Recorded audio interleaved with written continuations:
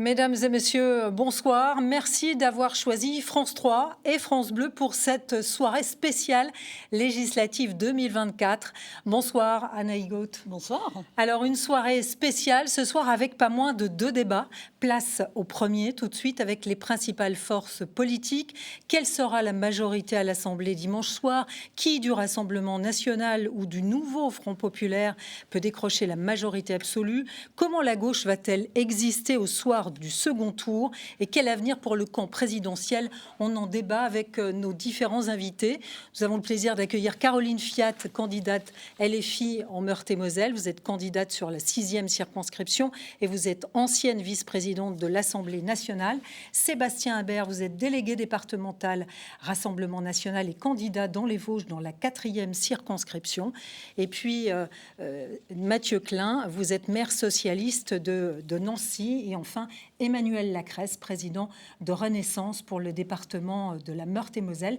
Vous êtes chef de file Ensemble pour la République et vous êtes également candidat dans la 2e circonscription de Meurthe-et-Moselle. À noter que Nadine Morano, la députée européenne, secrétaire départementale des LR et vice-présidente de la commission d'investiture des LR, devait être avec nous. Elle a annoncé 1h15 avant le début de ce débat qu'elle ne pourrait être présente.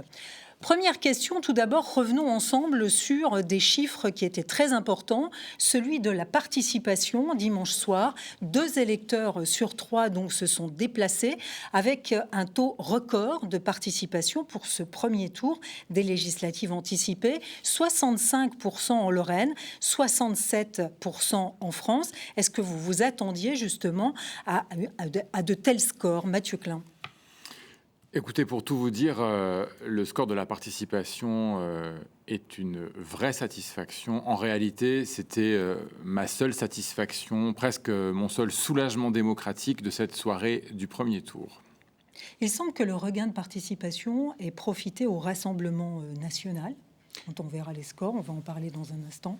Oui, c'était un petit peu l'inconnu, en fait, de ce scrutin au départ, puisqu'on avait vu quelques jours auparavant qu'il y avait eu finalement beaucoup plus de procurations et que les gens se mobiliseraient plus, mais on ne savait pas à quel parti politique cela profiterait. Et on se rend compte, et on a ressenti aussi avec la dynamique de terrain, que c'est le Rassemblement national finalement qui a bénéficié de ces voix. Une réaction à ce taux historique, Emmanuel Lacresse, un sursaut démocratique qui, au final, s'est fait contre Emmanuel Macron? Et pas contre la majorité présidentielle, puisque nous avons progressé considérablement en voix. À vrai dire, on est la seule force. Et quand vous additionnez les voix de la majorité présidentielle comparées à celles des européennes, il n'y a rien à voir. Et si vous additionnez les voix des LR non Ciotti, qui est dans une passe difficile au départ, vous avez un total qui est supérieur à celui du nouveau Front populaire. Emmanuel Lacresse, vous n'allez pas nous dire que c'est de bons résultats. Non, mais on voit bien. Moi, j'étais majorité. persuadé depuis le début que c'était une autre élection. D'ailleurs, je pensais que c'était un 2e tour, puis un 3e tour. C'est exactement ce qui s'est passé. Et c'est pour ça que ça explique qu'il n'y a pas eu du tout de lassitude. C'est un peu votre question. C'est un vote de rejet, quand même. C'est un vote sur 3 blocs. Il y a vraiment 3 blocs qui sont dessinés et qui se sont fortifiés autour de Gabriel Attal pour le bloc central, qui est la révélation de cette campagne. Gabriel Attal est la révélation de cette campagne. Ça, c'est au moins la révélation de ce débat. C'est-à-dire que je sais que vous ignorez qu'il était Premier ministre. Vous faites preuve, non, il est toujours, jusqu'à présent, enfin jusqu'à preuve du contraire, il est toujours en poste à Matignon. Oui. Mais votre réaction montre à quel point, en fait, vous tentez d'ignorer, vous faites preuve de cécité à l'égard de ce vote de rejet massif de la majorité présidentielle. Oui, mais le problème, c'est que le nouveau Front populaire, lorsqu'il a présenté son programme, a tellement choqué les Français sur les hausses de taxes, sur ses positions internationales, les positions en matière de laïcité. Ça veut dire on a vu une nouvelle pas campagne se dessiner en quelques jours. En fait, c'est la vérité, les 2 premiers jours, on a failli voir redite des européennes. Et puis, en fait, on a vu la gauche, le nouveau Front populaire, dessiner un tout nouveau paysage, tellement ils ont été loin dans l'excès. Est-ce qu'il n'y a pas quand même un message des Français envers la majorité? Est-ce qu'il ne faut pas être capable de l'entendre aussi quand on est dans la majorité?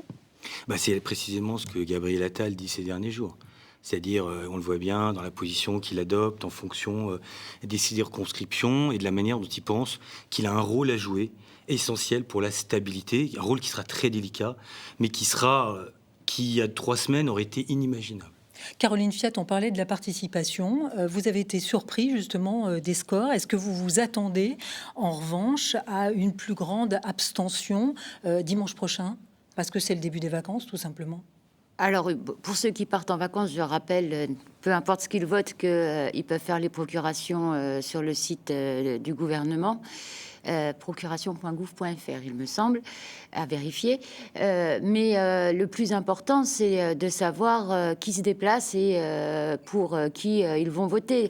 La semaine dernière, on disait bien malin celui qui peut faire des projections sur le premier tour. Là, je dis de nouveau la même chose. Après, en termes de nombre de voix, nous avons augmenté. Il y a une vague Rassemblement national qui a été nationale, mais les augmentations en nombre de voix pour le nouveau Front populaire font que nous sommes dans une bonne position pour réussir à l'emporter. Vous vous attendiez quand même qu'avec cette augmentation de participation, bien, ça remobilise les troupes à gauche.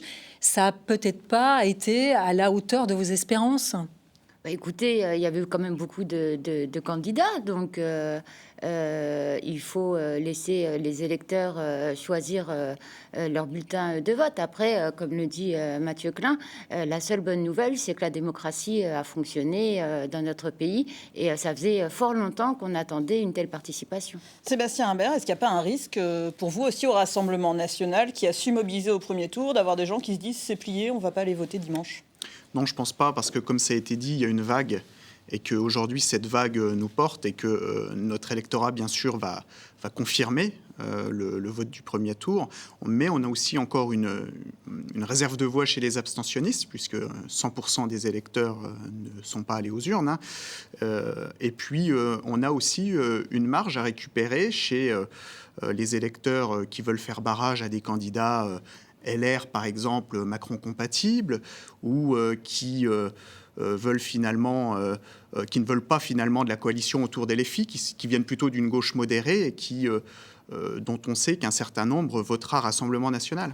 En Lorraine, le Rassemblement national est arrivé en tête dans 16 circonscriptions sur 21. 3 députés Rassemblement national ont donc été élus dès le premier tour, 2 en Moselle et une députée en Meuse. Aujourd'hui, le Rassemblement national séduit toutes les couches de la population. C'est véritablement un vote d'adhésion, selon vous ? Oui, c'est un vote d'adhésion. On ne peut plus parler de vote contestataire quand on atteint dans des circonscriptions la majorité dès le premier tour et dans d'autres où on avoisine la victoire dès le premier tour. Ça a été le cas, par exemple, dans 2 circonscriptions des Vosges où nous avons dépassé les 48%. Donc, on ne peut pas dire aujourd'hui qu'on est sur un vote de rejet. Je pense qu'on a des candidats qui... bien que nous soyons portés par une vague nationale, connaissaient aussi les dossiers locaux, sont des candidats qui sont identifiés et qui travaillent aussi au sein de nos différentes circonscriptions, et je pense que c'est porteur. Une réaction justement à ces forts taux pour le Rassemblement national, c'est vraiment un vote sanction dimanche soir qu'on a pu voir, un vote sanction contre le camp présidentiel.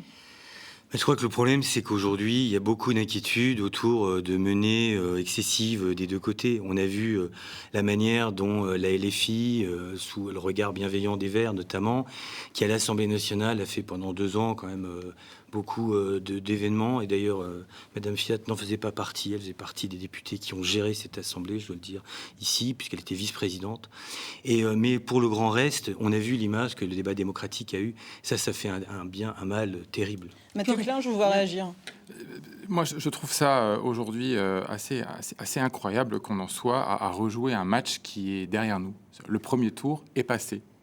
Au deuxième tour des élections législatives, la seule question est de savoir si la France doit se donner un gouvernement et une majorité d'extrême droite ou non. Et donc continuer encore et encore à vouloir dresser des parallèles, des équivalences entre la gauche et l'extrême droite, ça correspond bien à cette stratégie confuse que je décrivais tout à l'heure. Moi, j'ai entendu le Premier ministre appeler à faire le barrage républicain. J'aimerais que tous les représentants de Renaissance partout en France tiennent le même discours clair. Arrêtons de vouloir aujourd'hui poursuivre cette confusion, parce que, autant que je sache, Jean-Luc Mélenchon n'est pas susceptible de devenir Premier ministre dans quelques jours. Par contre, Jordan Bardella, oui, lui, l'est. Et moi, je réaffirme aujourd'hui que l'extrême droite est un danger pour la République. Oui, mais et face à ce danger-là, je crois que c'est pas. face à ce je crois que dans danger, votre je bouche, c'est souhaiterais- pas une nouveauté du face tout. à ce danger, Maintenant, je quand vous dites que Jean-Luc souhaiterais Mélenchon vivement n'est que nous pas- restions unis, que celles et ceux qui font barrage Restons fassent unis, barrage. monsieur le maire. En revanche, comment vous expliquez Restons unis. l'effort tôt pour le Rassemblement national? Bah, c'est une Est-ce que histoire- tout simplement, eh bien, c'est une c'est histoire la assez classe ancienne. politique Non, c'est une et les histoire assez partis, ancienne. la Regardez-le. gauche aussi, Bien eh bien, sûr. n'a pas réussi Mais- à parler aux électeurs du Rassemblement national. Elle les a pris Il y a un peu une de haut et elle responsabilité. les a aussi un peu méprisés. Il y a une responsabilité part de partagée. C'est responsabilité. l'échec du discours que nous. Il y a une venons responsabilité partagée et la progression de l'extrême droite, si vous remontez à l'élection Faudrait municipale peut-être de aussi arrêter Dreux en de parler d'extrême droite. 1983. Bah, vous Parce êtes que le classé à Rassemblement l'extrême- national n'est pas un parti d'extrême droite anti-parlementariste vous vous en qui référez au veut Conseil arriver d'État. aux manettes par la violence, comme ça peut Pour être le cas expliquer les d'ailleurs choses, le du Conseil côté du d'État Nouveau Front classe populaire. les partis en fonction Voilà. d'une appartenance. Le Rassemblement national est classé à l'extrême droite selon ce classement. Le Nouveau Front populaire est classé à gauche. Exactement. Non, mais sur les causes de la Depuis révolte, quand même, sur la 1983, situation depuis dans laquelle on 1983, est. pour répondre à la question que vous m'avez posée, Francine Dubail, depuis 1983, depuis l'élection municipale partielle de Dreux, il y a une progression constante de l'extrême droite. Il y a eu beaucoup de gouvernements, y compris des gouvernements de gauche, qui n'ont pas réussi à enrayer cette mécanique. Mais ça n'est pas parce que Ni des municipalités. aucun remède ne s'est montré efficace jusqu'à présent que le diagnostic est faux. Le Rassemblement national, l'extrême droite, C'est reste une illogique famille de dire politique cela. concentrée sur la xénophobie, la stigmatisation des étrangers. Et ça, c'est un mensonge. C'est un mensonge. Et les réveils seront difficiles pour celles et ceux qui aujourd'hui votent RN parce qu'ils ne croient plus en rien et parce qu'ils ont l'impression qu'on va s'occuper enfin d'eux, quand ils se rendront compte que leurs emplois sont menacés, leurs salaires n'augmenteront pas et que les services publics continueront de reculer. Le réveil sera douloureux. Donc une majorité de Français xénophobes. Sébastien Si, Imbert. si on vous écoute, une majorité de Français. Je parle du Rassemblement xénophobe. national qui porte une politique Écoutez, xénophobe de les toujours. Français votent majoritairement pour le Rassemblement national. La préférence nationale est une posture xénophobe, anti-républicaine, que je combattrai toujours. Il est toujours très délicat, effectivement, de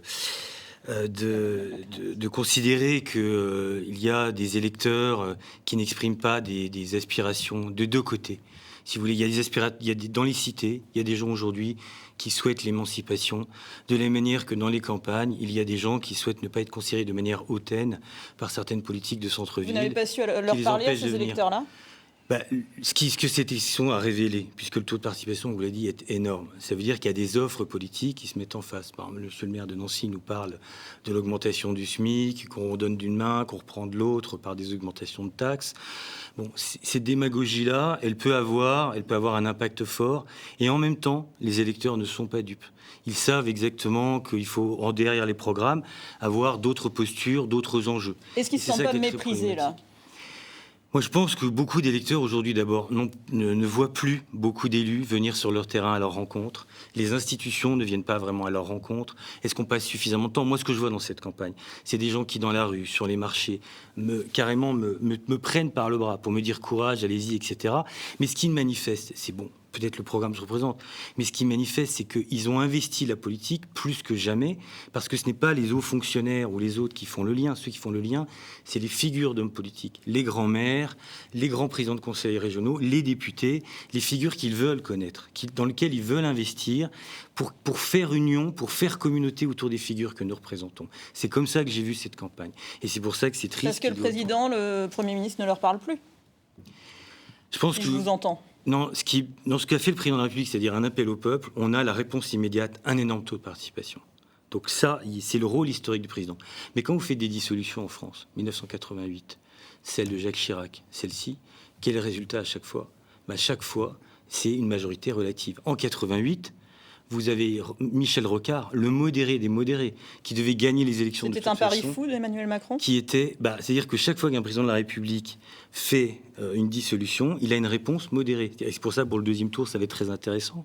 Je pense que pour le 81 deuxième en tour, 97, la majorité était absolue. je pense que après la pour le dissolution. deuxième tour, je pense qu'il sera clair pour le deuxième tour, c'est qu'on aura une modération, une restabilisation, parce que c'est toujours comme ça dans les deuxièmes tours. Caroline Fiat, je voulais une réaction justement au propos d'Emmanuel Lacresse quand il dit, eh bien, quand on voit les forts taux pour le Rassemblement national, est-ce que LFI n'a pas sa part de responsabilité en organisant justement un désordre au sein de l'Assemblée? Que voulez-vous lui répondre? Non, alors par rapport au désordre, il était tout comme moi élu dans l'hémicycle. Sous votre C'est venu, autorité. non mais c'est venu de tous les bancs.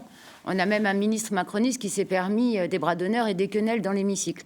Et les sanctions sont allées... Non, mais il y a eu... Entre les saluts nazis, les sanctions dans tous les... Donc, sincèrement... là, il y a eu deux débats. Avant la dissolution, je ne vous ai pas coupé la parole, mais avant la dissolution, il y avait deux textes. Il y avait le projet de loi sur l'organisation agricole.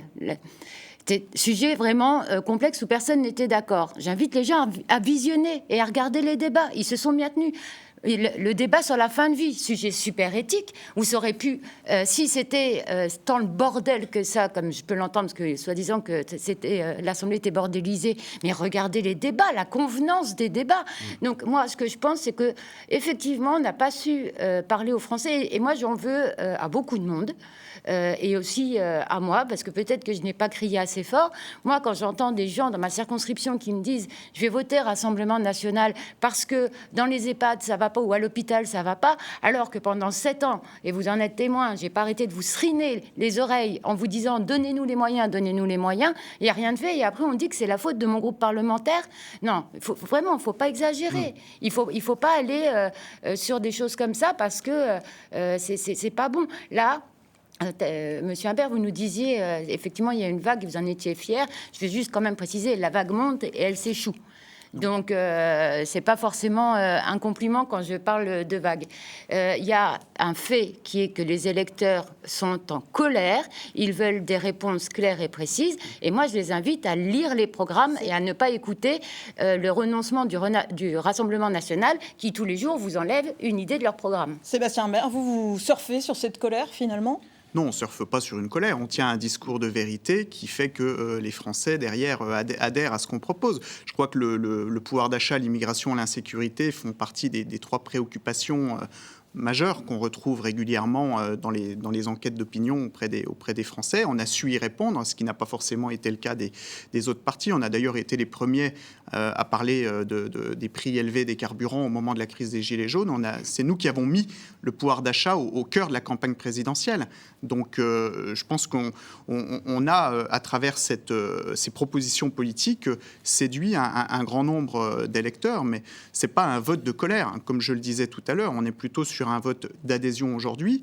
Et cette vague nous conduira à la majorité absolue, je le pense sincèrement, parce que... On en parlera. Oui. Vous parlez du pouvoir d'achat. Certains disent que la baisse de la TVA sur certains aliments, on ne la verra pas dans le porte-monnaie. Ça va être un peu comme pour les restaurateurs. Et puis là, on a l'impression quand même que Jordan Bardella commence à faire un peu marche arrière sur le pouvoir d'achat, comme sur les retraites. Non, je ne pense pas qu'il y ait de marche arrière. Simplement, on se prépare à arriver aux responsabilités. Donc, on ne peut pas faire en 3 mois un programme présidentiel qui est prévu sur 5 ans. Donc, quand on arrive aux responsabilités, on ne peut plus tenir les promesses qu'on faisait quand on ne risquait pas d'être aux responsabilités. Non, mais là, il y a 2 choses. D'abord, on arrive dans une cohabitation. Ça, c'est la première chose. Donc, on ne pourra pas faire l'intégralité de notre projet. La deuxième chose, c'est les finances de l'État. Plus 1 000 milliards de dettes supplémentaires sous Emmanuel Macron, ce qui nous conduit aujourd'hui à 3 000 milliards de dettes. Et vous avez derrière, je pense, un audit financier à faire important avant de pouvoir engager les réformes importantes, comme la réforme des retraites, par exemple, dont on parlera peut-être. Sur la baisse de la TVA, on dit aussi beaucoup que ça profitera à tout le monde et aussi aux plus riches.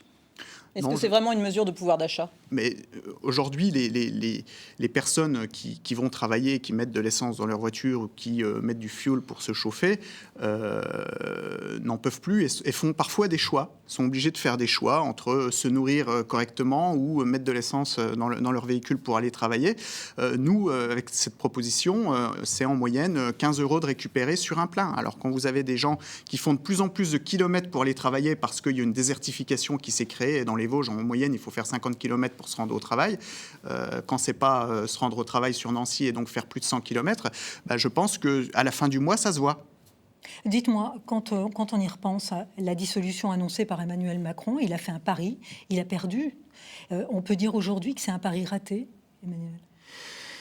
J'ai dit ce que je pense de la façon dont les 3 présidents, parce que l'exemple que je prenais de Jacques Chirac, c'est le président à chaque fois n'a pas la majorité qu'il réclame. C'est caractéristique des 3. Non, mais là, par exemple, est-ce qu'il fallait qu'il fasse cette dissolution à 1 mois des Jeux Olympiques, qu'elle soit accélérée, avec une campagne éclair ? Est-ce qu'avec le recul, vous dites que c'est une erreur ? Dites-le, oui ou non ? Non, les Français ont réagi de manière extrêmement négative. D'abord parce qu'il y avait la surprise, c'est-à-dire que la sensation qu'il fallait faire c'était une inspiration de beaucoup. Je veux dire, quand vous avez des milliers d'amendements, le projet de loi sur la fin de vie qui est mentionné par Madame Fiat, c'était des milliers d'amendements. On n'en voyait pas le bout. Le projet de loi agricole, c'était 2 semaines pour un projet relativement fin. Quand on allait en commission des finances, c'était 11 000, 16 000 amendements, du jamais vu. En fait, on n'allait jamais au bout des débats, rien du tout. Jamais, jamais, jamais. En fait, le besoin qu'on voit chez les électeurs, c'est un besoin de stabilité et d'ordre. Quand on entend aujourd'hui des gens nous dire il faut absolument que le président soit plus là, etc. Moi, ce que j'ai entendu sur les marchés, c'est tout le contraire. Il faut absolument pas continuer la crise. Emmanuel Macron. Non, mais en tout cas, personne ne veut retourner à une crise avec de nouvelles élections qui suivent, etc. Les gens veulent que ça s'arrête à un moment. Est-ce qu'il a joué avec le feu Moi, je voulais d'abord revenir, si vous le permettez, sur ce que vous disiez tout à l'heure. Moi, j'ai conscience, quand vous m'interrogez sur l'évolution de l'extrême droite, que devant leur écran, sans doute à cette heure-ci, il y a des tas de gens qui se disent mais pour qui il se prend celui-là à nous donner des leçons, nous votons pour qui nous voulons, et peut-être que si tous les politiques n'avaient pas échoué à nous satisfaire ou à entendre ou à nous respecter, nous n'en serions pas là aujourd'hui. Je suis lucide là-dessus, mais encore une fois, cela ne m'empêchera jamais de dire que mettre l'immigration et la stigmatisation des étrangers en haut de la liste des priorités constitue non seulement une erreur, mais vous parliez de vérité tout à l'heure, c'est un mensonge. Je donnerai un seul chiffre, mais pour moi, il est clair, les choses. Quand on regarde les prestations perçues par les Français, prestations sociales ou prestations fiscales de toute nature, pour 1 euro versé à un natif, la France verse 94 centimes d'euros à une personne née à l'étranger, ce qui la place d'ailleurs dans la moyenne des pays européens et des pays de l'OCDE. Donc laisser entendre depuis tant d'années que les étrangers coûtent cher, consomment le maximum des aides sociales. Je sais que c'est très populaire, je l'entends tous les jours, que des gens me disent c'est injuste, moi je travaille, je me saigne aux 4 veines, mon voisin est étranger, il a des aides sociales, il a des allocations familiales et ses enfants ont tout gratuit. Je sais que ce sentiment existe, mais notre job à nous, c'est d'abord d'aider ces personnes en difficulté d'où qu'elles viennent, avec des politiques sociales ambitieuses, de la justice sociale. Aujourd'hui, nous avons un système profondément inégalitaire. Mais c'est aussi de dire les choses quand elles sont fausses. Et construire toute l'argumentation de l'extrême droite pour accéder au pouvoir sur la base de mensonges. Vous pouvez répéter un mensonge 100 fois, vous n'en ferez pas une vérité. Sébastien Imbert, on vous laisse répondre. Oui, après, je voudrais dire une précision. Je vais répondre là-dessus parce que nous dire que c'est pas une préoccupation des Français alors que dans toutes les enquêtes d'opinion, on voit que l'immigration revient dans le top 3, c'est bien qu'il y a un problème. C'est vous qui l'y mettez. C'est pas nous qui le mettons, c'est une réalité. La deuxième chose, c'est qu'il y a aussi un problème aujourd'hui d'assimilation. Pourquoi continuer à avoir une immigration aussi massive en France alors qu'on n'est plus capable de l'assimiler? Elle n'est pas massive. C'est aussi votre électorat. Cette immigration-là, c'est tout le monde associatif qui tourne autour de la défense de ces populations-là, qui, quelque part, pose aussi de gros problèmes d'insécurité en France. Il n'y a pas d'immigration massive, ça n'est pas vrai. Il y a une immigration massive. Mais ce n'est pas vrai. L'immigration est stable en France depuis les années 70. Non, il y a une immigration massive. Mais non, ça n'est pas vrai. Ce qui est sûr, c'est quand on prend le timing de la dissolution, on était au lendemain dans les européennes, on a eu les émeutes en fait à Nouméa, en Nouvelle-Calédonie, pays où je connais bien. Et ce que nous disaient les électeurs quand pendant la campagne électorale, ils disaient en fait c'est ce qui va venir en France, ce genre de choses. Et nous effectivement, on avait vécu 2 épisodes d'émeutes urbaines rapides, très coûteux, très traumatisants. Et à un moment, ces thèmes sont venus de manière totalement sous-jacente, venir dire la sécession, l'idée qu'il y avait un communautarisme qui était organisé délibérément, parce que quand les filles gèrent à l'Assemblée, c'est pas seulement les amendements, les excès, etc. C'est aussi le manque d'effort qui est fait dans les grandes villes pour faire en sorte de réduire la fracture. Alors il y a l'État qui fait énormément, qui pourrait faire davantage, mais on sent bien qu'il y a une forme d'investissement qui est insuffisant. On sent bien que le respect, par exemple, des droits des femmes, le droit des jeunes filles n'est pas respecté. Et puis alors le thème de la sécurité, dans toute la campagne, il vient sans arrêt. C'est-à-dire, on nous dit, nous ne sommes pas sûrs. Il y a vraiment des événements qui se déroulent sans arrêt. Et ce thème est très important. C'est pour ça, par exemple, que Gabriel Attal a vraiment répondu sur la justice des mineurs, qui était un tabou jusqu'à présent, en disant qu'il fallait lever l'excuse de minorité, c'est-à-dire, en fait, appliquer les peines pour les mineurs. Vous auriez dit ça il y a 10 ans. Vous auriez dit ça il y a 10 ans, au début du quinquennat Hollande. Non, mais en tout cas, d'abord, il faut faire des politiques effectives. C'est-à-dire que moi, je ne suis pas dans le discours. Le sujet, c'est oui ou non. Est-ce qu'on a des jeunes gens qui sont encadrés suffisamment? Et on sait qu'il y a énormément de communes qui font un travail admirable là-dessus pour faire que de 8h à 18h, il n'y ait personne qui joue au bas des tours, que pendant les vacances, il y ait l'orientation qui soit faite. Et c'est très effectif. Ce que disait Madame Fiat quand elle a dit il faut faire davantage d'investissements sur des choses, par exemple sur les transports. Dieu sait comment on s'est battu pour augmenter l'offre de transport parce que ce n'est plus possible d'avoir des infrastructures sous-dimensionnées, notamment dans notre région, avec le développement du Luxembourg. Mais ça, c'est un facteur irritant. Regardez les votes dans le nord de la Lorraine. Sébastien Bert, une partie de la loi immigration telle qu'elle a été adoptée cette année a été retoquée par le Conseil constitutionnel. Est-ce que les mesures que vous proposez ne risquent pas de l'être également ? Alors, c'est pour ça qu'on propose un référendum sur l'immigration, pour pouvoir modifier aussi la Constitution. On l'a dit, on a été très clair avec les Français. On a expliqué que pour pouvoir mettre en place nos mesures en matière d'immigration, il faudra que Marine Le Pen soit présidente de la République. Donc, un certain nombre de mesures sur l'immigration ne pourront pas être mises en place là, dans ce gouvernement de cohabitation.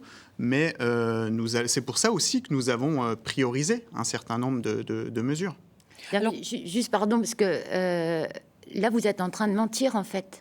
Non. Parce que le fonctionnement de la cohabitation, que ce soit Marine Le Pen ou Emmanuel Macron, président de la République, si vous avez la majorité, tout à l'heure vous avez dit en cohabitation, on ne pourra rien faire. Si vous avez la majorité absolue, vos lois, vous les passez. C'est président, le déclenchement de ce référendum sur la Constitution. Les lois, vous les passez. D'accord ? Et vous pouvez modifier la Constitution à l'Assemblée nationale. Si vous avez la majorité absolue. Donc ne racontez pas n'importe quoi. C'est le président. Vous pouvez faire passer les lois à l'Assemblée nationale, c'est vous qui allez gérer le budget. Vous êtes en train de dire aux gens, on ne pourra pas faire le pouvoir d'achat à l'Assemblée nationale parce qu'on aura la majorité absolue. Mais quelle serait la question d'un référendum sur l'immigration ? Il n'y aurait pas une question. Non, mais éclairez-nous. Un référendum, c'est oui ou non. Qu'est-ce que vous allez demander aux Français sur l'immigration ? Est-ce qu'on stoppe ou pas l'immigration massive telle qu'elle existe aujourd'hui ? Est-ce qu'on peut là-dessus s'arrêter un instant ? Parce que c'est important parce que c'est un argument qui est employé par l'extrême droite depuis 30 ans de façon continue, avec un certain succès, je n'en disconviens pas. Il y a de façon régulière l'immigration ne sera jamais assez massive. Il y a de façon, ça n'a rien à voir, mais simplement, tenons-nous-en aux arguments réels. Il y a de façon, en France, depuis 40 ans, une immigration stable, de l'ordre de 300 000 personnes par an qui bénéficient à un titre ou un autre d'un titre. Non, je crois que les chiffres vont plus élevés que ça, mais par exemple, vous l'avez vu pendant la loi immigration. Pendant la loi immigration, le nombre de clandestins augmente considérablement. 300 000, ça n'est pas vrai. Les déboutés demandeurs d'asile ne sont pas renvoyés, 98%. On va laisser Sébastien Imbert répondre. Votre programme parle de 10 000. Moi, je voudrais que vous expliquiez clairement aux téléspectateurs comment vous allez passer, concrètement, vous allez passer de 300 000 à 10 000, puisque c'est votre programme. Donc, comment retirez-vous 290 000 demande de titre de séjour. Vous avez aujourd'hui une immigration qui est massivement économique. Vous ne voulez pas le reconnaître. Expliquez-nous comment. Vous avez une immigration qui est massivement économique. Dites à vos électeurs comment vous allez faire. Vous avez un certain nombre de clandestins qui se maintiennent. Mais ils ne sont pas comptés dans les chiffres que je vous donne. Ouais, vous savez, les demandes d'asile, nous, ce qu'on propose, c'est de les faire dans les pays d'origine ou à proximité des pays d'origine. J'ai pas parlé de l'asile. Parce qu'à partir du moment où on veut venir en France, il faut demander l'asile. On ne peut pas arriver, violer la loi, violer le droit, arriver sur le sol français en toute illégalité et après demander l'asile. C'est comme ça. Par exemple, sur la loi immigration, nous avons été deux députés et vous en voulez 10 000. Comment vous passez de 300 000 réguliers sur l'immigration stricte? Alors sur l'immigration, on a quand même voté une loi immigration, on m'a suffisamment critiqué pour l'avoir fait, pardon. Et dedans, il y avait plusieurs thèmes. Sur l'asile, par exemple, qui vient d'être évoqué, je crois qu'on a été le plus loin possible. Ça va être très difficile de faire autrement. On est dans la mesure entre l'humanité, etc., et l'accueil. En revanche, sur les OQTF, On sait Obligation de quitter le territoire français. absolument les reconduites. On sait que une grande partie d'États refuse toujours. On a eu une véritable crise diplomatique avec le Maroc pendant 2 années.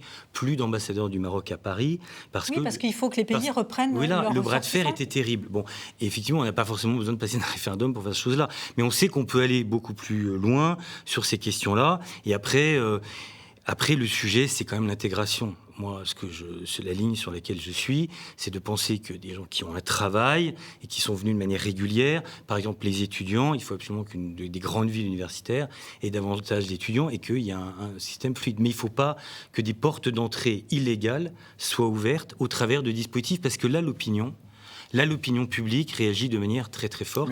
Et si en plus, dans les quartiers, on a la formation de communautarisme qui est agitée, il y a certaines formations politiques, on le sait très bien, qui ont intérêt à ce que, en fait, être le représentant d'un communautarisme et à ne faire jamais sortir personne, ni de la pauvreté, ni du communautarisme. Et ça, je ne suis pas d'accord. Sébastien Imbert, on va vous laisser répondre sur comment faire alors avec vos mesures. Écoutez, quelles mesures en particulier? Les OQTF, par exemple, comment vous faites pour sur les OQTF, on sait à que 100% des OQTF. vous avez sur un certain nombre de... Quand vous savez sur que les pays réticents, sur les pays réticents, il faut reprennent bloquer leurs les transactions de fonds. Puisqu'on sait qu'aujourd'hui, vous avez beaucoup de transactions de fonds qui se font de la part de personnes sur le sol français qui envoient de l'argent dans les pays d'origine. Si on commence à bloquer ces transactions-là, si on met ça dans la balance, déjà, on va résoudre déjà une grande partie des problèmes. Ah oui, ils feront passer par la Belgique et puis la Belgique fera passer. Non, parce qu'il faut aussi, se coordonner au niveau européen sur ces questions-là. Toute la politique se tient. On parlait de la politique migratoire. Aujourd'hui, dans l'espace Schengen, lorsque vous avez une immigration massive qui arrive par l'Italie, on se retrouve avec les migrants en France. Parce que tout le monde peut se déplacer dans l'espace Schengen. Nous, ce que nous voulons, et on ne va pas refaire les élections européennes, mais c'est que l'espace Schengen soit uniquement réservé aux ressortissants européens. Il faut remettre des gardes aux frontières entre les pays européens. Il faut que Frontex joue son rôle de garde-frontière, c'est-à-dire refouler, sécuriser et renvoyer les bateaux de migrants vers les ports d'origine. On met une frontière, par exemple, avec le Luxembourg. Frontex, c'était une agence d'accueil pour migrants. On ne peut pas accepter ça. Il faut qu'il y ait une protection aussi aux frontières. Protection aux frontières. Alors avec le Luxembourg, on est concerné, on a 100 000 frontaliers. Oui. Mais alors 100 000 frontaliers, on sait que le Luxembourg, c'est pas un lieu de passage identifié de l'immigration massive, parce que comme on a par exemple sur la frontière entre la France et l'Italie, où on sait très bien que les migrants ne prennent pas l'autoroute. Alors, si on met des contrôles ailleurs, on peut imaginer qu'il y aura un report. Problème très concret sur la coopération judiciaire avec le Luxembourg, on peut faire des progrès absolument considérables, gigantesques. On sait bien que Gérald Darmanin a encore signé il y a à peine 2 mois un accord qui permet des poursuites aisées, parce qu'en fait ça ne marche pas beaucoup. Ça ne marche pas très bien, cette coopération judiciaire. Elle est très défaillante, on peut le dire. Les maires le disent, les maires du PO le disent. C'est les premiers à le dire. On ne peut pas avoir des zones de non-droit qui se constituent. On doit avoir des effectifs renforcés et une véritable coopération. Il faut connaître la façon dont risquent de circuler, par exemple, les gens qui commettent des délits à travers l'espace européen, bien sûr. C'est beaucoup une affaire de moyens. Parce que là, on parle de principes, on s'écharpe sur des grandes idées. La vérité, c'est qu'il faut travailler jour le jour et augmenter beaucoup les effectifs. Dans le PO, par exemple, il faut mettre des équipes de gendarmerie. Ça fait des années qu'on dit dans le PO, on a l'impression que ça ne bouge pas. Là, on a fait la décision est prise, c'est-à-dire qu'il y a 2 inspections de la gendarmerie qui sont venues pour déterminer les logements, le nombre d'effectifs à faire. Maintenant, on va le faire. Ça va être un grand changement. Les syndicats de police avec qui j'en ai parlé sont parfaitement d'accord. Moi, je pense que dans tout le nord du département, il ne faut pas d'État failli. Il faut ramener de l'État. Vous dites l'enseignement de ces élections, c'est en fait un attachement fort à la nation, c'est sûr, mais surtout à l'État. L'idée qu'il y a des endroits, l'État devient trop faible, l'État n'a pas assez d'autorité. Et là, il y a une différence entre la perception et la réalité. Moi, ce que j'ai vu dans mon mandat, c'est des chefs d'établissement scolaires, des chefs d'établissement de santé, de soins, qui en fait imposent un ordre assez net dans leurs établissements. Il y a relativement de l'autorité, il n'y a pas de désordre, mais en réalité, c'est pas perçu de l'extérieur. Mais redemandez à un jeune si sa chef d'établissement ne fait pas régner l'ordre, et vous verrez qu'elle fait régner l'ordre. Au soir du premier tour, très vite, les leaders politiques se sont exprimés en donnant justement des consignes pour le second tour. La gauche arrivait en 3e position derrière le RN et Ensemble a annoncé très vite se désister. Ça a été facile ou plus compliqué de dire qu'il fallait soutenir des candidats ensemble quand on est de gauche, par exemple? Vous savez, nous avons une tradition à gauche très ancienne de désistement républicain. Chaque fois que nous avons l'opportunité d'appeler un barrage face à l'extrême droite, nous le faisons. Je me souviens en 2015 avoir voté pour Philippe Richer au 2e tour des élections régionales, ensuite d'avoir voté pour Jean Rotner, d'avoir voté 2 fois pour Emmanuel Macron, et j'en passe, d'avoir voté pour Jacques Chirac en 2002. Donc cette tradition républicaine, elle est très ancrée. Mais je voudrais revenir d'un mot sur l'école. La question de l'école, ce n'est pas qu'une question d'autorité et d'immigration. Pardon. Mais ce que moi je constate dans les écoles de ma ville aujourd'hui, c'est que la principale difficulté, c'est le non-remplacement des enseignants absents. Jamais nous n'avons connu une année scolaire aussi chaotique dans beaucoup d'écoles à Nancy comme dans le reste de la France, parce que les enseignants ne sont pas remplacés, parce que les enfants sont ballottés d'une classe à l'autre, parce que de remplaçants il n'y a plus. La question de la revalorisation des métiers de l'enseignement, la question de l'attachement et de l'attractivité du service public d'éducation est un sujet majeur et sur lequel, du reste, on a aussi un vrai levier d'intégration. Parce qu'on parle toujours des étrangers comme d'une difficulté, mais une des différences fondamentales, c'est le niveau de diplôme. Et nous savons très bien que le meilleur vecteur d'intégration en France, c'est l'école, l'éducation, le diplôme qui permet aussi d'accéder à l'emploi. Tous les chefs d'entreprise que je croise, depuis des années, me disent que pour certains métiers, s'il n'y avait pas de main-d'œuvre étrangère, c'est la clé sous la porte pour l'activité économique. Donc, regardez toujours l'étranger, l'immigré comme un problème et ne jamais regarder comment la France est un pays d'immigration et qui se construit économiquement, socialement aussi autour de l'intégration. À mon avis, c'est une grande faute. Sébastien Imbert, vous êtes d'accord avec ça? Les chefs d'entreprise ont besoin de main-d'œuvre et parfois de main-d'œuvre étrangère. Mais on sait que l'immigration fait peser à la baisse sur les salaires. C'est aussi un problème. Certains patrons le savent très bien et c'est pour ça aussi que certains métiers aujourd'hui sont moins attractifs pour le plus grand nombre de la population et que je pense que c'est pas la solution. Moi, je pense qu'on a d'autres solutions. On a des métiers manuels, par exemple, qu'on peut revaloriser au niveau salarial. Nous, ce qu'on propose, c'est d'augmenter de 10% jusqu'à 3 SMIC les salaires, de donner cette possibilité-là aux patrons. Est-ce que les patrons ont les moyens de le faire? Alors, tout en étant défiscalisés sur cette proposition-là, voilà, sans cotisation. Sans cotisation sociale, c'est-à-dire qu'on ne cotise pas pour l'école, on ne cotise pas pour les routes, on ne cotise pas pour l'hôpital. On cotise déjà à hauteur de 55% du PIB. On cotise déjà à hauteur de 55% du PIB. La vérité, c'est qu'il n'y a pas... Alors là, il y a effectivement une différence forte entre nous, c'est qu'il n'y a pas que les affaires de moyens, il y a aussi une affaire pédagogique. C'est-à-dire que les parents, quand Gabriel Attal est devenu ministre de l'Éducation, il a mis sur la table l'idée qu'il fallait changer les méthodes pédagogiques, autoriser le redoublement et les groupes de niveau.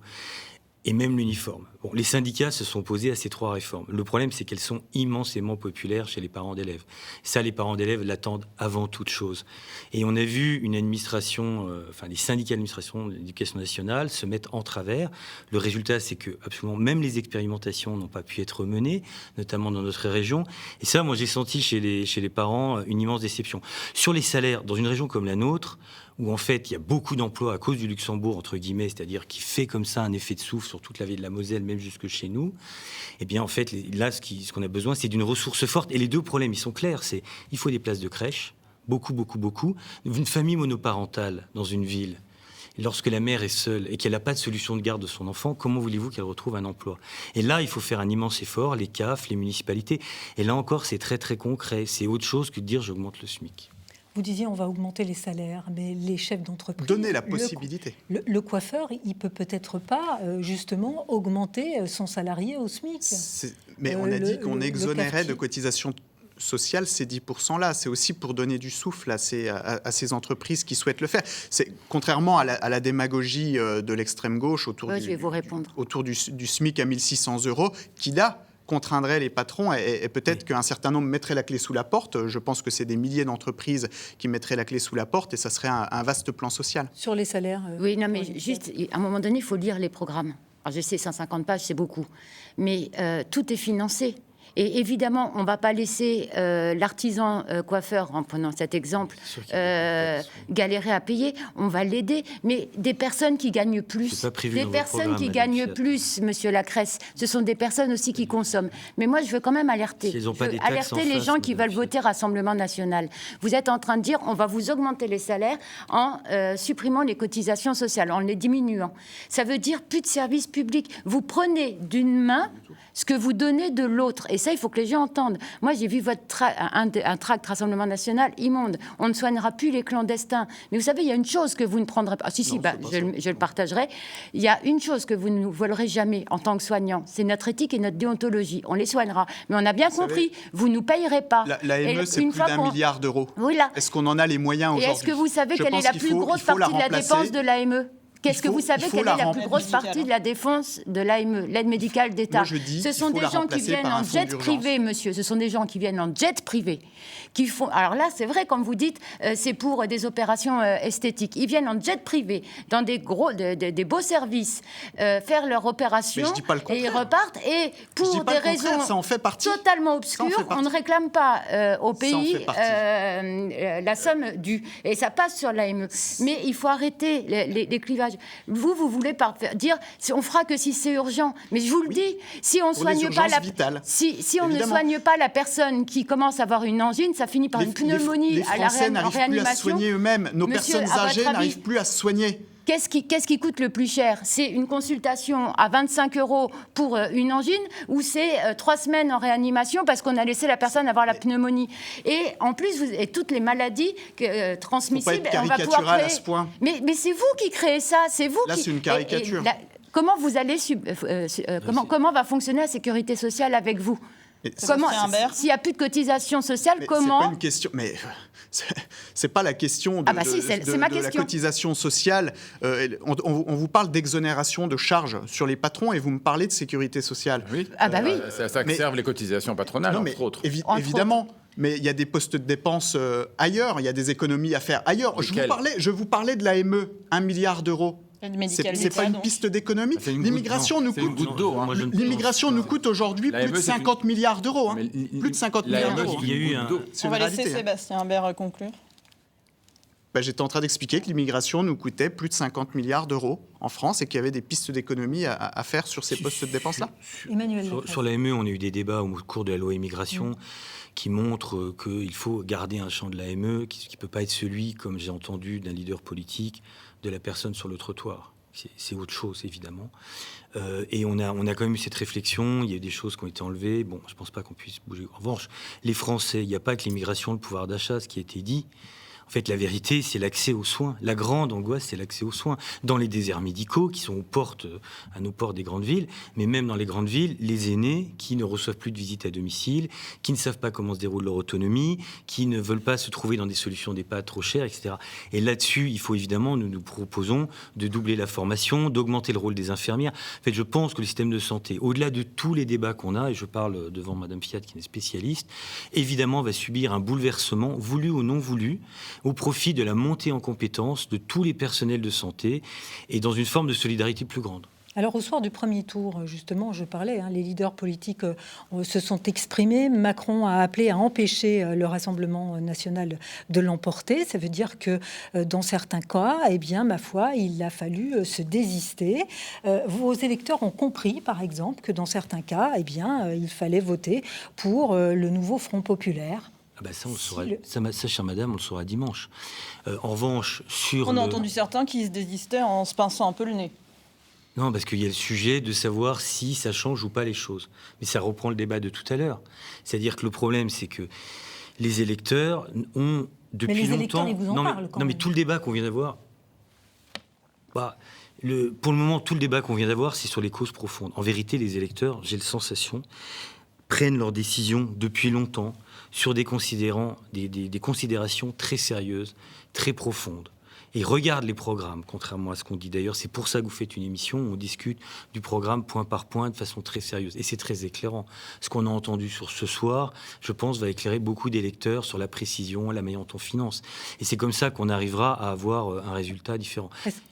Est-ce que vous pensez, en revanche, quand les camps politiques appellent à soutenir tel ou tel camp, les consignes vont être suivies par les électeurs, par vos électeurs? Moi, j'ai l'impression que il y a une complexité en fait d'un certain nombre de consignes, y compris celles qui sont données de notre côté, qui font qu'il faut que les jours qu'on a devant nous vont être essentiels pour expliquer les choses. Macron a En appelé réalité, quand même à faire barrage au Rassemblement national. Gabriel Attal aussi, il a été clair. Oui, mais le sujet, c'est convaincre. Sébastien Imbert. Le sujet, c'est pas de la vérité, c'est quelle France voulons-nous, quel équilibre. On parlait de la cohabitation. Évidemment, s'il y a cohabitation, comment va se le dérouler? D'abord, il y a un Sénat. Ensuite, il y a une haute administration. Il y a un Conseil constitutionnel. Même si vous prenez le pouvoir avec une majorité, et on l'a vu en majorité relative, même si vous faites un 49-3, ce genre de choses, est-ce que vous croyez que ça déroule derrière? La vérité, c'est non. Parce qu'une majorité relative, elle peut faire des 49-3 si elle veut. Les consignes, elles mais seront c'est suivies, pas comme ça que ça selon va vous, fonctionner. vous en avez peur ou vous croyez que c'est un Non, écoutez, message qui n'imprime plus on en a dans pas la peur population dans le et sens chez les électeurs? On n'en a pas peur dans le sens où, lorsque nous avons obtenu 89 députés dans la précédente législature, nous les avons obtenus la plupart du temps dans des duels. Donc le fait que certains se retirent, c'est d'abord une injure envers leurs électeurs, un manque de respect profond. Et le fait de donner des consignes aujourd'hui n'est plus respecté par ces électeurs-là. C'est ce qu'on nous dit sur le terrain et c'est ce qui pourra se vérifier dimanche. Ça fait quoi? Tripatouillage, magouille? C'est ça, c'est de la magouille. C'est de la magouille. C'est certains qui cherchent à conserver leur place. Voilà ce qu'on entend essentiellement. Moi, je pense qu'aujourd'hui, il y a une volonté populaire d'amener le Rassemblement national au pouvoir, on l'a vu à travers cette vague depuis les européennes, que cela va se confirmer. Et je pense que plus il y aura de désistements ou d'appels à faire barrage au Rassemblement national, plus notre électorat se mobilisera. Et je sais qu'on a encore une réserve de voix chez les abstentionnistes qui va se mobiliser pour faire gagner nos candidats dans des duels, ce qui est possible. Et nous aurons, et vous verrez, la majorité absolue. Moi, je crois que les électeurs, ils veulent pas trois choses. D'abord, ils veulent pas d'une majorité totale à une majorité, parce que ça, c'est en France, c'est fini depuis longtemps. Majorité absolue, disait par exemple Sébastien Imbert. Oui. Vous pensez que c'est possible pour le Rassemblement national? Non, mais moi je pense que les Français sont pas là-dessus. Deuxièmement, c'est une question de rassemblement. Mais je veux dire, dans les sondages, on est autour de 250. Le problème des instructions qui sont données, c'est qu'il y a un certain nombre de partis qui ont une difficulté à rassembler autour d'eux. C'est ça la vraie difficulté. Que les électeurs et les électrices soient évidemment libres de faire ce qu'ils veulent dans l'isoloir. Nous sommes en démocratie, cela va de soi. Que parfois les citoyens s'affranchissent totalement de ce que des indications de vote qui leur sont données, ça s'est déjà vérifié. Mais enfin, que diriez-vous si nous ne disions rien? C'est-à-dire que nous sommes là, moi en tant qu'élu, en tant que responsable politique, je participe à éclairer le débat public. Je ne prétends pas avoir raison, je ne prétends pas que tout le monde doit faire comme moi, mais j'ai le droit de donner mon point de vue et j'ai le droit d'expliquer pour quelles raisons je refuse de m'allier de quelque manière que ce soit à une victoire de l'extrême droite. Et donc, il faut continuer jusqu'au terme de la campagne à expliquer. Il est clair qu'une élection à deux tours, c'est au premier tour on élimine, au deuxième tour on élimine après avoir choisi au premier tour. Donc évidemment, vous êtes obligé de donner des indications parce qu'il faut que vous constituiez un rassemblement au deuxième tour. C'est l'histoire du deuxième tour. Sinon, on n'aurait qu'un tour comme au Royaume-Uni. Le message, il n'est pas un peu brouillé quand même quand on entend le chef de l'État qui dit en même temps il faut empêcher le RN d'arriver au pouvoir et puis en même temps il a déclaré ce matin au Conseil des ministres qu'il ne voulait pas gouverner avec la France insoumise. Est-ce qu'on n'a pas un problème de message, Caroline Fiat? Non, mais après, ça me semblerait assez logique qu'il puisse dire ça, parce que bien malin celui qui peut faire des projections, mais il semble pas qu'on soit parti sur le fait que ce soit le camp macroniste qui ait la plus grosse majorité pour appeler à une coalition. Ça me semble très peu probable. Donc, dire qu'il faut faire barrage et continuer à effrayer les gens sur un mouvement qui fait partie du nouveau Front populaire, et nous avons beaucoup travaillé. J'invite les gens à regarder. Le message n'est pas bon. Et j'invite vraiment les gens à regarder les bilans, à regarder au niveau des députés sortants le travail qu'ils ont pu faire dans l'hémicycle avant de juger sur pièce. Par rapport à ce qui est dit. Sébastien Imbert, on sent un peu de la panique au sommet de l'État. La panique au sommet de l'État, je pense que, à mon avis, le fait que Emmanuel Macron ait dissous en pensant obtenir une majorité, ça montre aussi sa déconnexion de la base, sa déconnexion du réel, parce qu'on sent bien sur le terrain aujourd'hui que c'est le Rassemblement national qui a le vent en poupe, et c'était largement prévisible, compte tenu de la façon dont il a dirigé la France ces dernières années, à coup de 49.3, avec le mépris qu'il a eu aussi envers la population, envers les classes moyennes, envers les classes populaires. Sauf au moment du quoi qu'il en coûte, et au moment où il a fallu faire le bouclier énergétique, parce que vous parliez de la situation budgétaire de la France, c'est quand même à un moment des efforts massifs qui ont été engagés, et demander aux restaurateurs de monter au monde de la culture, par exemple. Sébastien Habert, dites-moi, vous disiez on espère et on pense avoir la majorité absolue dimanche prochain. Jordan Bardella a été clair, si je n'ai pas la majorité absolue, je n'y vais pas. S'il manque encore quelques sièges, j'irai peut-être. Vous vous êtes donné un seuil, par exemple, à 250 on n'y va pas, ou à 230 ou à 240 ? Non, il n'y a pas de seuil, parce qu'on sait qu'on l'obtiendra, cette majorité absolue. On va tout faire pour.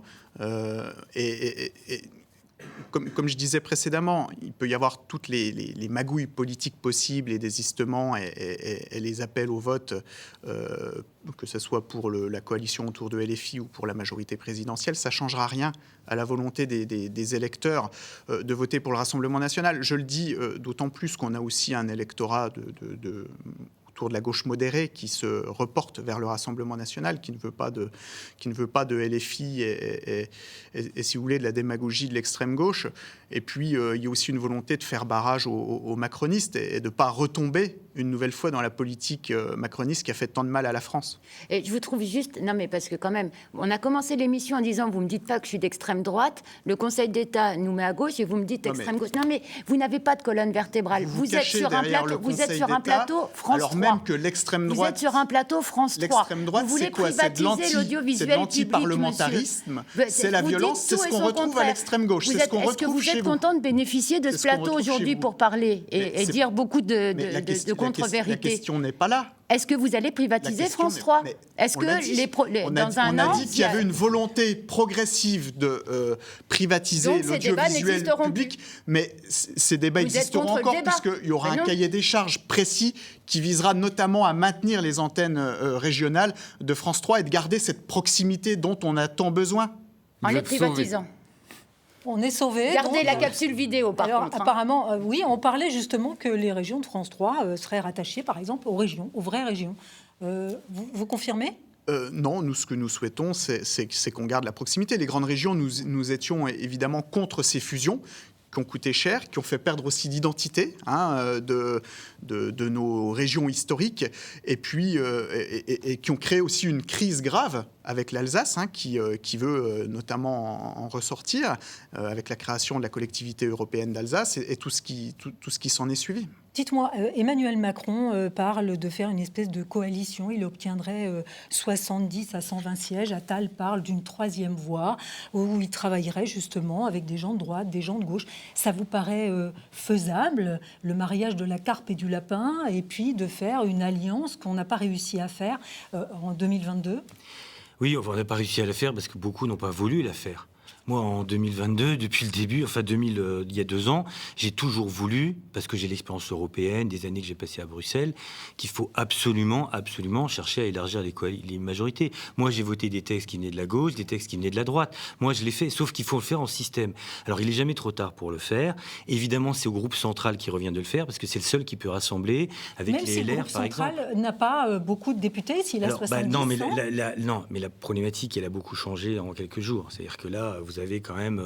Après, les gouvernements minoritaires, ça existe dans toute l'Europe. Je préfère un gouvernement minoritaire à l'absence de gouvernement qui est proposé. Quelque part, la gauche, elle s'est unie dans ce nouveau Front populaire et vous ne voudrez pas forcément travailler avec les élus LFI. C'est toute la question qui a été posée par Mme Fiat de manière très claire. C'est que le Front populaire ne s'est pas désuni. Les travaux... Non, mais parce que là, on entend des choses en disant « Oh là là, la gauche va travailler avec les macronistes ». C'est pour ça que je dis aux gens, regardez ce qui se passe à l'Assemblée nationale, quel est le rôle d'un député. Quand, je parle du dernier texte, parce que moi j'ai vraiment mal vécu, qu'en plus la dissolution mette à la poubelle 1 an de travail sur le texte fin de vie, c'est un projet de loi du gouvernement pour lequel j'étais rapporteur, que j'ai coécrit. et avec qui il y avait un député MoDem et de Renaissance, rapporteur avec moi. Il y a des sujets où on travaillait ensemble. Et c'est ça qui a fait que la dissolution... Parce qu'on pouvait continuer à travailler avec une majorité relative. On n'était plus au mandat d'avant, où là, c'était le rouleau compresseur. Donc, ça a toujours existé, et depuis des dizaines d'années. Donc, il n'y a pas de magouille politique. Si vous voulez travailler contre vous, ce sera un gros problème, une grosse difficulté pour vous, parce qu'il y a des... Alors, nous, on n'a jamais été sectaires, contrairement à vous. On a voté vos motions de censure. C'est vous qui dites que c'est de la magouille de si partir les textes étaient ensemble. bons, on les votait, peu importe Mathieu Klein. le groupe politique. Dimanche soir, comment les socialistes pourront faire entendre leur voix? Vous savez, d'abord, la première chose, c'est que la majorité absolue du Rassemblement national n'est pas quelque chose d'inaccessible. Je voudrais quand même que l'on ne croit pas aujourd'hui que finalement les projections en siège éloignent cette perspective. C'est peut-être un des seuls points d'accord que je pourrais avoir ce soir avec vous. Il y a un risque réel que l'extrême droite obtienne une majorité absolue. Donc, les électeurs au premier tour qui sont venus voter, même ceux qui ne sont pas venus voter, parce que l'augmentation de la participation n'a pas profité qu'à l'extrême droite, c'est aussi un appel à une mobilisation civique. Ensuite, bien sûr, si l'extrême droite obtient une majorité absolue des sièges, je m'inclinerai démocratiquement, je continuerai à combattre ses idées, mais je m'inclinerai démocratiquement devant le résultat. Si par contre l'extrême droite n'a pas une majorité pour gouverner, il est très peu probable que ce soit le groupe de la majorité présidentielle actuelle qui puisse dicter la suite. C'est donc la question est plutôt de savoir comment les députés de la majorité présidentielle se comporteront face à la possibilité de faire une coalition autour de la gauche. Comment ils vont travailler, justement? Comment on peut imaginer la suite pour éviter, justement, une France ingouvernable? D'abord, il faut être clair sur les propositions qui sont faites aux électeurs. C'est-à-dire qu'il faut regarder les programmes. Par exemple, si on veut faire des projets, si on veut...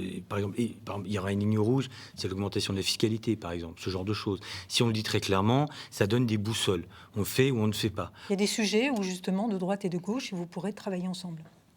Je pense que j'ai décrit un certain nombre de choses sur l'état du système de santé, etc. La ligne rouge, pour nous, c'est la stabilité financière, pas d'augmentation de taxes, etc. Mais en même temps, il faudra bien financer certains projets. Moi, je refuserais de renoncer au nucléaire, comme je refuserais de renoncer aux éoliennes, par exemple. Mais ça contentera des gens des deux côtés, c'est évident. Mais le Premier ministre a fait un premier geste. Je veux quand même le souligner. Il a fait un premier geste, par exemple, en retirant la réforme de l'assurance chômage. Ça veut dire, cela signifie, à mon sens, qu'il a compris que quelque chose doit pouvoir se construire. Sébastien Imbert, quel regard vous portez sur finalement ce qui pourrait être des arrangements après ce second tour? Écoutez, nous, ce qu'on voit, voilà, c'est qu'on est dans de la magouille où, excusez-moi du terme, que je reprends, mais vous avez par exemple des LFI qui sont capables d'appeler à voter pour un candidat macroniste alors qu'ils ont combattu par exemple la réforme des retraites. Donc où est la logique? Quand vous avez aussi la majorité présidentielle qui appelle à voter pour LFI alors que juste avant, quelques jours avant, Emmanuel Macron disait que cette extrême gauche était communautariste. Je crois qu'on a fait une nuance justement sur ce point. Non, vous l'avez... Non. Enfin bon, vous verrez dans les heures qui viennent. Non, mais c'est monsieur contre-vérité. Vous avez clairement... la majorité présidentielle a clairement critiqué fortement la France insoumise, la coalition autour de... mais sur l'exercice du pouvoir, je parle de l'exercice du pouvoir. On arrive au terme de cette émission. Merci d'avoir apporté vos points de vue. Une dernière question, un dernier tour de table très rapide. Est-ce que dimanche soir, le chef de l'État doit prendre la parole rapidement? Le chef de l'État va devoir tirer les conclusions. Dans la République publique, c'est lui qui appelle le Premier ministre, accepte sa démission ou pas, reforme un gouvernement. Donc ça, évidemment, il doit le dire, et en consultant les chefs de parti et responsables institutionnels. Sébastien Imbert. Évidemment qu'il va devoir s'exprimer, commenter le résultat et puis reconnaître la victoire du Rassemblement national si, comme nous le souhaitons, ou pas. nous arrivons, si comme nous le souhaitons, nous arrivons en tête. Je pense que c'est largement possible. Personne, d'ailleurs, sur ce plateau ne pense le contraire aujourd'hui. Donc... À quoi faut-il s'attendre, par exemple, à une nouvelle dissolution dans un an? Selon vous, écoutez, il doit démissionner? Il faut qu'il s'exprime dimanche, Mathieu Klein? Vous savez, la dernière fois que le président de la République a pris la parole au soir des élections européennes, il a annoncé une dissolution qui ressemble tragiquement à une sorte de blessure d'orgueil dont il veut faire porter la responsabilité à tout le pays. Il a plongé la France dans une situation à la fois inédite et dangereuse. Donc je ne suis pas certain de vouloir l'inviter à reprendre la parole trop spontanément à l'issue du second tour, mais il n'en reste pas moins qu'il devra, en tant que chef de l'État, tirer les conséquences du résultat.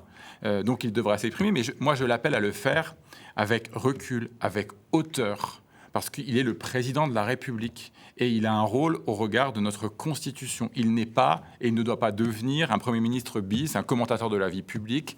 Il doit rester dans sa fonction. Donc s'il y a quelque chose à attendre de sa part dimanche soir, c'est de tenir compte des élections législatives, de prendre les décisions qui s'imposent et de revenir à sa fonction de président. Qu'est-ce que vous attendez rapidement du chef de l'État dimanche soir ?